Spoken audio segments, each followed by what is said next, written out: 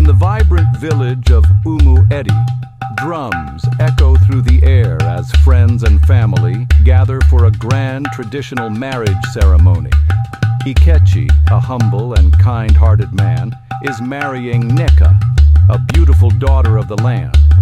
His loyal friends, Emeka, Chidi, and Uchenna, have traveled with him to support and celebrate. The festivities last late into the night, and the bond of friendship is sealed tighter by laughter, palm wine, and shared memories.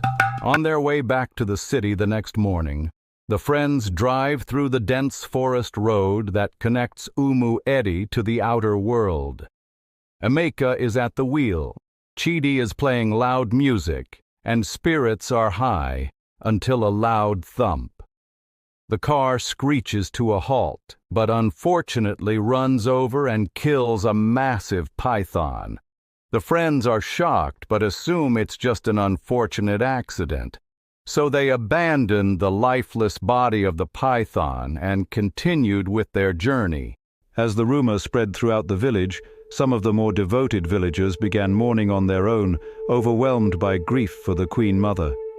By the next morning, the villagers gathered around the lifeless python, weeping and performing preliminary mourning rites.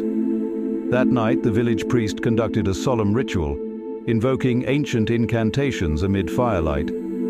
Eventually, the Python Queen Mother was laid to rest in a sacred casket. After the Python Queen Mother was laid to rest, the chief priest retreats to his shrine and summons the oracle.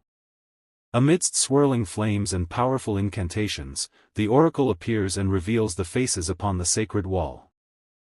As the villagers gathered in the market square, the chief priest emerged from his shrine to address them. They all bowed in respect to greet him. Greetings, Umudin Kingdom.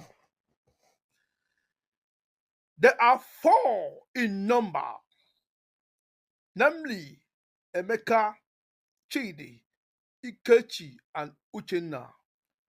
Together, they struck down the Queen Mother and disappeared without a trace, leaving the blood wine unpoured.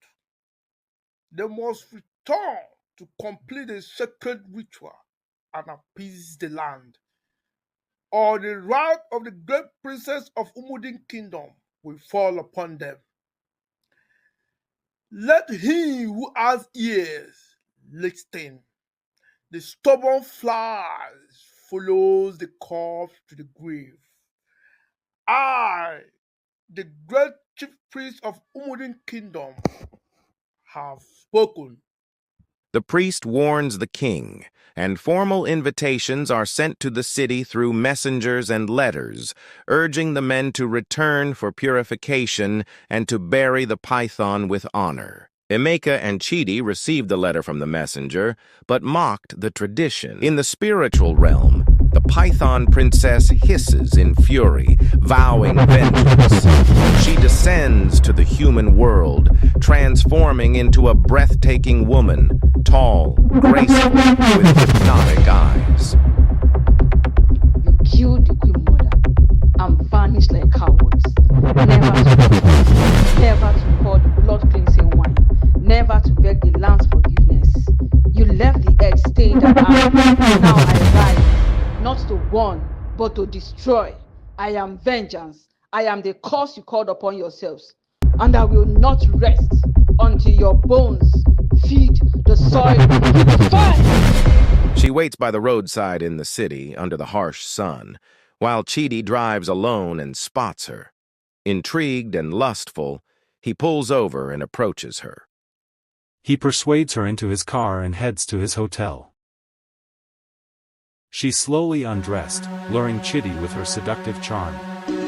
Just as his desire deepened and his focus locked onto her, she suddenly transformed into a monstrous python and lunged at him in a fit of rage. With a vicious bite to his head, Chidi let out a blood-curdling scream before collapsing lifelessly. Ikechi, Emeka, and Uchenna are devastated by the news.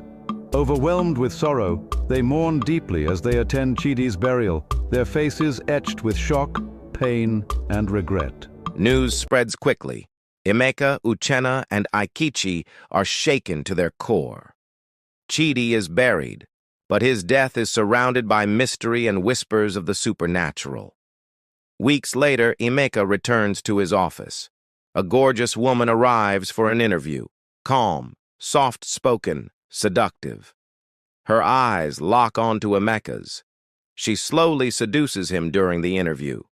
Just as things turn heated, she reveals her true form and finally claimed Emeka's life.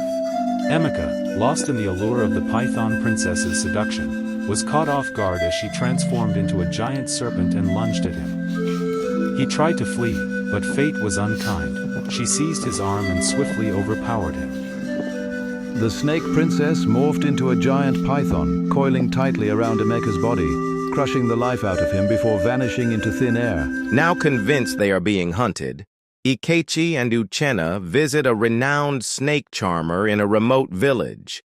He gives them protective charms and instructs them in ancient defenses against serpent spirits. The snake woman returns, this time disguised as a dispatch rider. She knocks on Uchenna's door. Prepared, Uchenna has already rubbed the snake charmer ointment over his body, a pistol hidden behind his back. He opens the door cautiously. Mid-air, on sighting him, the woman begins to transform, her human form unraveling into a serpent. She strikes. Uchenna fires several shots in rapid succession. With a violent hiss, the creature recoils and vanishes into thin air. The following day, as Ikechi slept in his bedroom, the snake princess appeared at his window and tried to hack him. However, the snake charmer pendant around his neck repelled her, forcing her to vanish. Ikechi then awoke in shock, gasping for air. In the dead of night, Uchenna tossed in restless sleep, trapped in a harrowing dream. He and Aikichi were running, desperately, through a thick, shadowy forest, the hissing of a monstrous python echoing behind them. The beast slithered with terrifying speed, its scales glinting like polished black stone under a ghostly moon. With a sudden, blood-chilling roar, it lunged from the darkness, fangs bared, ready to strike them down. Just as it pounced, Uchenna awoke with a start, drenched in sweat, heart pounding, gasping for air, the terror of the dream still gripping his chest.